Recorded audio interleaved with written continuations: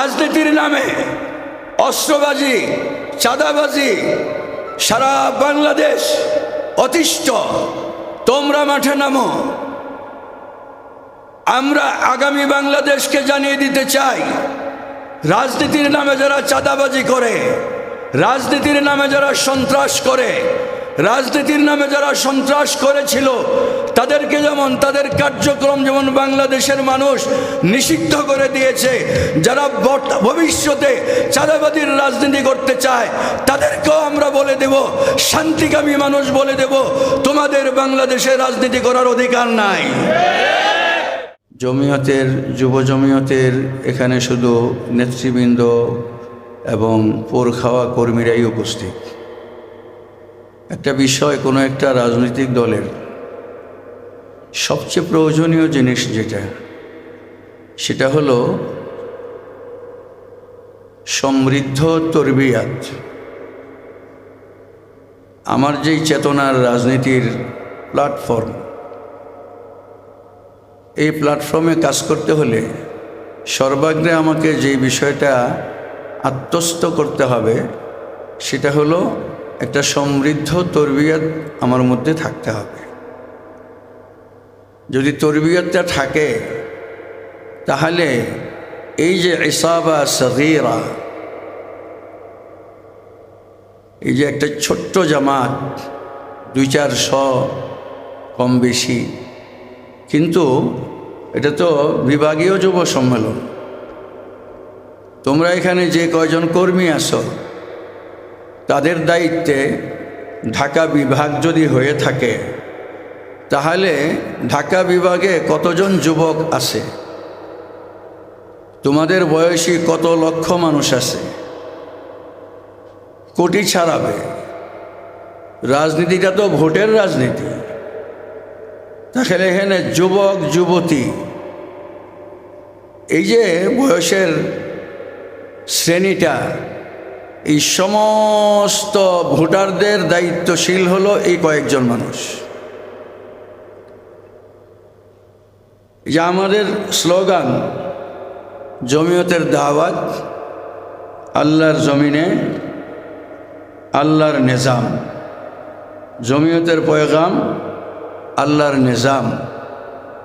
তাহলে আল্লাহর জমিনে আল্লাহর নিজাম গণতান্ত্রিক প্রক্রিয়ায় যদি আমরা আমাদের এই 90% মুসলমানের দেশে বাস্তবায়ন করতে চাই, তাহলে তোমাদের এরিয়াতে যতগুলি যুবক যুবতী ভোটার আছে তাদের 100% সিংহভাগ ভোটার যদি তোমার আয়ত্তে না আসে, তাহলে ততদিন পর্যন্ত আমাদের কাঙ্ক্ষিত টার্গেট ফুলফিল হবে না। সেটা যদি 100 বছরও হয় তাহলে 100 বছরও আমরা যুব জমিয়ত করতে পারবো। 2, 4, 5, 10টা যুব জমিয়তের জেনারেশন পার হয়ে যাবে। এরা জমিয়তে আসবে, একসময় রিটায়ারমেন্টে চলে যাবে, একসময় দুনিয়া থেকে চলে যাবে। এরপরের শ্রেণী, পরের শ্রেণী, জেনারেশন পর জেনারেশন আইসা যুব জমিয়ত করতে থাকবে, কিন্তু এই স্লোগানটা স্লোগানই থেকে যাবে, বাস্তবায়নের মুখ দেখবে না। তাহলে এটাকে বাস্তবায়িত করতে হলে আমার যুব জমিয়ত টার্মে আমি যদি এটাকে বাস্তবায়িত করতে চাই, তাহলে সর্বপ্রথম যোগ্যতা হলো তরবিয়তের যোগ্যতা। রসুল পাক সাল্লাল্লাহু আলাইহি ওয়াসাল্লাম মদিনায় মুনাওয়ারা থেকে বের হলেন। পীরকে মোকাবেলা করতে হবে, প্রতিহত করতে হবে। আবু সুফিয়ানের তিজারতি কাফেলা, একটা তিজারতি কাফেলার মোকাবেলা করার জন্য 313 জন মানুষ যথেষ্টেরও বেশি, ঠিকই না?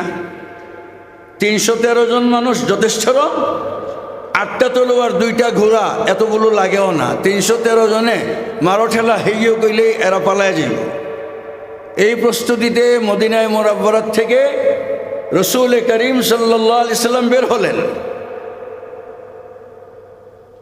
কিন্তু আল্লাহ পাক কোরআন শরীফে বলছেন, তোমরা চাইছিলা শওকত ছাড়া দলটাকে ধরতে, আল্লাহ পাক জাতা শওকাতিন তোমাদেরকে দিয়ে দিছে। পরিস্থিতি সম্পূর্ণ ভিন্ন।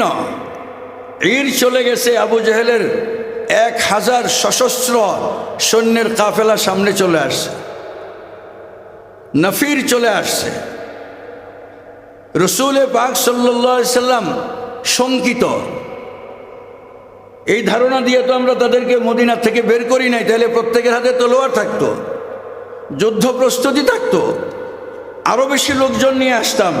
আবু জেহেল তো 1000 সশস্ত্র বাহিনী, আমাদের এই ছোট নিরস্ত্র বাহিনী। সাবিরুনি, আমাকে মশওয়ারা দাও।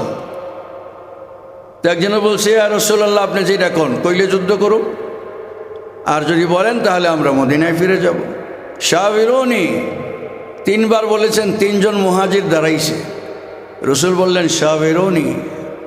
তখন আনসার হযরত সাদ ইবনে মুআজ রাদিয়াল্লাহু তাআলা আনহু দাঁড়ায় বললেন, ইয়া রাসূলুল্লাহ, 3 জন আমাদের ভাই আপনাকে এখতিয়ারে কোল দিয়ে দিলেন, তারপরেও সাবিরুনির অর্থ হলো এরা সবাই মুহাজির, আপনি আনসারের কথা শুনতে যাচ্ছেন।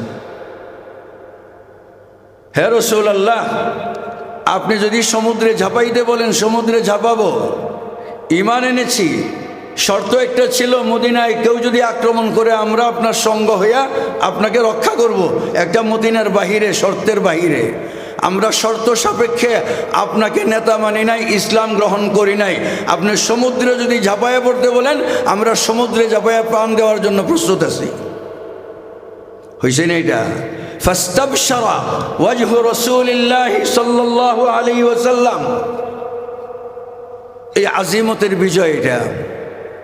মূসা আলাইহিস সালামের সাহাবীরা ছিল, এরা মান্না সালওয়া খাইতে রাজি না।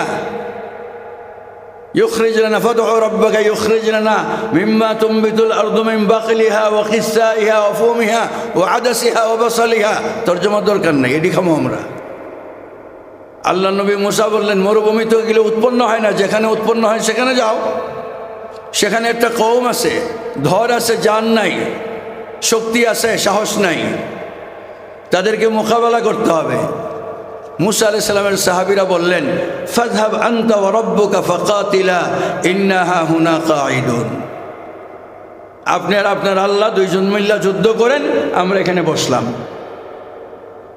আল্লাহ পাক তাদেরকে শাস্তি দিলেন, ইয়াতিহুনা ফিল আরদি 40 সানা। যুদ্ধ যখন করবা না, তাইলে 9 কিলোমিটার, 9 বর্গ কিলোমিটার জায়গার মধ্যে 40 বছর করবা। ওটা ছিল তরবিয়ত ছাড়া দল, আর রাসূল সাল্লাল্লাহু সঙ্গে ছিলেন তরবিয়তওয়ালা সাহাবা। যে কারণে আল্লাহ পাক বলছেন, ওয়াকাযালিকা জাআলনাকুম উম্মাতান ওয়াসাতা লিতাকুনু শুহাদাআ আলান নাস। আমরা যখন নাকি উদ্দেশ্যমূলকভাবে ট্রল দেখি, যেটা চূড়ান্তভাবে বোঝা যায় একটা উদ্দেশ্যমূলক আক্রমণ কেন হচ্ছে। 2 বছর আগের একটা মাদ্রাসার একটা বক্তব্যের কাটপিসটা আমাদের সামনে আসলে আমরা বিচলিত হয়ে যাই।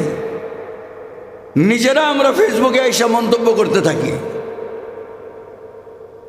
আমাদেরকে বুঝতে হবে, ফেসবুক হলো একটা রাস্তাঘাট, চৌরাস্তার মতো।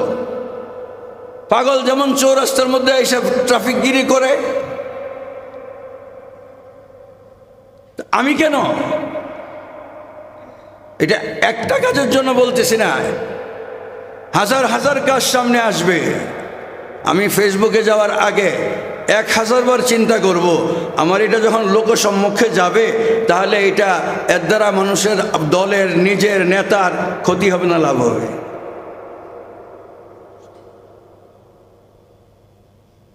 যুব জমাতের জওয়ানরা, এতগুলি জওয়ান যদি একটা বিভাগের দায়িত্ব নেয়, এই বাংলাদেশটা শতকরা 90% মুসলমানের দেশ। 15 বছর পর্যন্ত ফ্যাসিস্ট সরকারের তরবিয়াতে সারাটা জাতি অসহিষ্ণু হয়ে গেছে। জাতি মনে করছে যে এটাই মনে হয় বেঁচে থাকার সিস্টেম। এই জন্য এমন এমন বিভৎস হত্যাকাণ্ড লক্ষ্য করা যাচ্ছে যেগুলো ইসরায়েলি সেনারাও গাজায় করে না। ঠিক কিনা বলো? পুরা জাতি লজ্জিত। রাজনৈতিক ছত্রছায়ার দোহাই দিয়ে, চাঁদা না দেওয়ার অজুহাতে এমন বিভৎস হত্যাকাণ্ড পৃথিবীর কোথাও হয় না। হে জমিয়তের জওয়ানরা, এই দেশটা কারো জায়গির নয়, এটা কারো নিজস্ব প্রপার্টি নয়। তোমরা জনগণের কাছে যাও। 18 কোটি নির্যাতিত জনগণ আজকে স্তব্ধ বা ক্রুদ্ধ যে এটাই কি চলমান থাকবে? কখনো লগ্গি বৈঠা, কখনো 100 টুকরা, কখনো আয়নাগর, কখনো গুম খুন, কখনো পাথর মারা। এটাই চলতে থাকবে বাংলাদেশে? না আমরা একটা নতুন বাংলাদেশ দেখব? আমরা ফ্যাসিস্টকে সরিয়েছিলাম শত শত খুনের বিনিময়ে, হাজার হাজার আহতের বিনিময়ে। স্বপ্ন দেখেছিলাম একটা সুন্দর বাংলাদেশ হবে। যারা ক্ষমতায় এসেছেন এরা নারী কমিশন নিয়ে পাশ্চাত্যের সভ্যতা এই দেশে চাপিয়ে দেওয়ার অশুভ পরিকল্পনা করে। এরা উপদেষ্টাকে দিয়া জাতি গঠনের কেন্দ্রগুলোর ব্যাপারে নোংরা কথা প্রচার করে। এরা আমাদের টুটি চেপে ধরার জন্য জাতিসংঘের অফিস করার জন্য এরা জায়গা খুলে দেয়, অথচ অলিতে গলিতে মানুষের এই আর্তনাদ এর জন্য কোনো সংস্কার করে না। রাজনীতির নামে অস্ত্রবাজি, চাঁদাবাজি, সারা বাংলাদেশ অতিষ্ঠ। তোমরা মাঠে নামো। আমরা আগামী বাংলাদেশকে জানিয়ে দিতে চাই, রাজনীতির নামে যারা চাঁদাবাজি করে, রাজনীতির নামে যারা সন্ত্রাস করে, রাজনীতির নামে যারা সন্ত্রাস করেছিল তাদেরকে যেমন তাদের কার্যক্রম যেমন বাংলাদেশের মানুষ নিষিদ্ধ করে দিয়েছে, যারা ভবিষ্যতে চাঁদাবাজির রাজনীতি করতে চায় তাদেরকেও আমরা বলে দেব, শান্তিকামী মানুষ বলে দেব, তোমাদের বাংলাদেশে রাজনীতি করার অধিকার নাই। আমরা সুস্থ রাজনীতি চাই, কোনো দলকে সম্বোধন করে কথা বলতে চাই না। আমরা বলতে চাই এই প্র্যাকটিস চেঞ্জ করতে হবে। জমিয়তের পয়গাম শান্তির পয়গাম, জমিয়তের পয়গাম মানবতার বিনির্মাণের পয়গাম, জমিয়তের পয়গাম মহাব্বত এবং প্রেম প্রীতি ভালোবাসা নিয়ে বাংলাদেশের 18 কোটি মানুষ জাতি ধর্ম দল মত নির্বিশেষে সহাবস্থানের পয়গাম।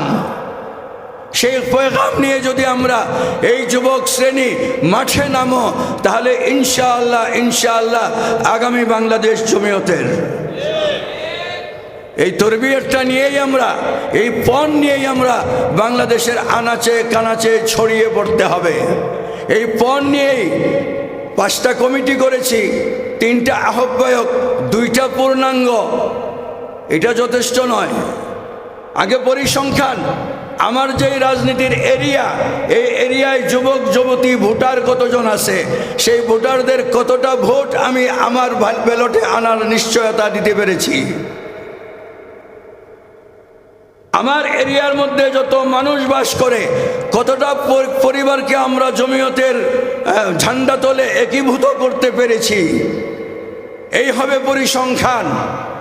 এই পণ নিতে হবে যে আগামী দিন বাংলাদেশের আমার এরিয়া যেটা, আমার রাজনৈতিক কর্মস্থল যেটা, সেখানে সিংহভাগ পরিবার সমস্ত মুসলমান এই কথা শুনতে বাধ্য হবে, বলতে বাধ্য হবে। আমরা কারো প্রেরণক হয়ে কাজ করতে চাই না। আমরা না পিন্ডি, না আমেরিকা, না ভারত কারো দালালি করতে চাই না। আমরা আমাদের দেশের গণমানুষের শান্তির জন্য রাজনীতি করতে চাই। আমরা স্বাধীনতা সার্বভৌমত্বের হেফাজতের জন্য রাজনীতি করতে চাই। বাংলাদেশের রাজনীতির থেকে নতজানু নীতিকে নস্যাৎ করার জন্য, উৎখাত করার জন্য আমরা রাজনীতি করতে চাই। বাংলাদেশের তৃণমূল পর্যায়ে সন্ত্রাসের রাজত্বকে ধ্বংস করার জন্য, ইনসাফের রাজ কায়েম করার জন্য আমরা রাজনীতি করতে চাই। এই আহ্বান এমন এক আহ্বান, এই আহ্বানের দিকে 18 কোটি জনতার এই বাংলাদেশ তাকিয়ে আছে। আমরা ইনশাআল্লাহ আগামী দিনে জমিয়তে উলামা ইসলামের এই শান্তির পয়গাম ঘরে ঘরে পৌঁছানো পর্যন্ত আমরা দম নিব না, থামব না। নাসরুম মিনাল্লাহ ওয়া ফাতহুন করিব ওয়া বাশশিরিল মুমিনিন ওয়া আখিরু দাওয়ানা আনিল হামদুলিল্লাহি রাব্বিল আলামিন। বাংলাদেশ জিন্দাবাদ, জমিয়ত উলামা ইসলাম বাংলাদেশ জিন্দাবাদ, যুব জমিয়ত বাংলাদেশ জিন্দাবাদ। আসসালাম।